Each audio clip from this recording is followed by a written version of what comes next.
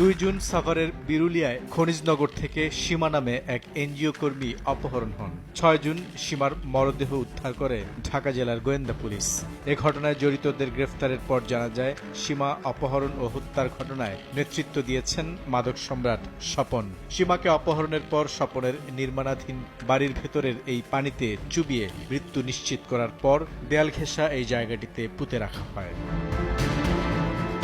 তদন্তে পুলিশ জানতে পারে স্বপনের মাদক ব্যবসা সংক্রান্ত তথ্য ফাঁস করে দেওয়ার অপরাধে সীমাকে অপহরণ এবং পরে হত্যা করে লাশ গুম করা হয়েছিল। মাদক সম্রাট স্বপনের যে সাম্রাজ্য, এই সাম্রাজ্য সে বিস্তার করছে এবং সীমা বিভিন্ন সময় পুলিশকে তথ্য দিচ্ছে বা অন্যদেরকে তথ্য দিচ্ছে যে স্বপন এখানে মাদক ব্যবসা করে।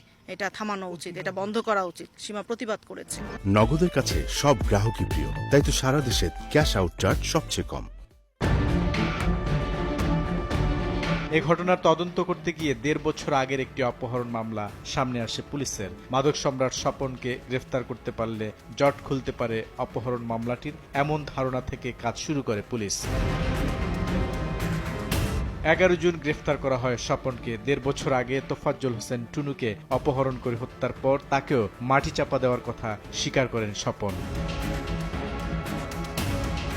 সাভারের আনন্দপুর সিটি লেনে স্বপনের নির্মাণাধীন আরেকটি বাড়িতে অভিযান চালায় পুলিশ। স্বপনের দেখানো মতে নিচতলার ফ্লোরের 7 ফুট গভীর থেকে উদ্ধার করা হয় টুনুর কঙ্কাল। স্বপন পুলিশকে জানায়, মাদক ব্যবসাকে কেন্দ্র করে তার পূর্ব শত্রুতা ছিল টুনুর সঙ্গে। কঙ্কালের সাথে আমরা একটা কম্বল পাই, যেটি দিয়ে টনুকে পেঁচানো হয়েছিল, এবং টনুর যে পরিহিত শার্টটি সেটিও আমরা পাই, যে শার্টটি সে পরে ওই দিন বাসা থেকে বের হয়েছিল বলে তার বোন বলেছে, এবং সিসিটিভি ফুটেজে দেখা গেছে সেই শার্টটিও আমরা উদ্ধার করতে সক্ষম হই। তার হত্যাকাণ্ডর একটা স্টাইল আছে।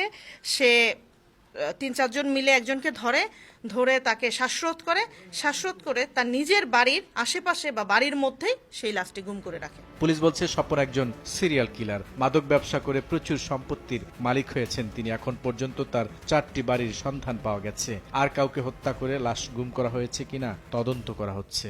সে একজন সিরিয়াল কিলার এবং আরও কোনো ঘটনা সংঘটিত করেছে কিনা এই বিষয়গুলো আমরা পর্যালোচনা করছি। এই ধরনের মাদক ব্যবসায়ী বা মাদক সেবী কেউ নিখোঁজ আছে কিনা তাদের বিষয়গুলো আমরা তথ্য বিশ্লেষণ করছি, এবং এখানে তনুর কোনো স্বপনের কোনো সংশ্লিষ্টতা আমরা পাই কিনা সেগুলো নিয়ে আমরা তাকে রিমান্ডে এনে ব্যাপক জিজ্ঞাসাবাদ করছি। যদি প্রয়োজন হয় আবারও রিমান্ডে নিয়ে তাদের জিজ্ঞাসাবাদ করে এই তথ্যগুলো উদ্ঘাটনের আমরা চেষ্টা চালাবো।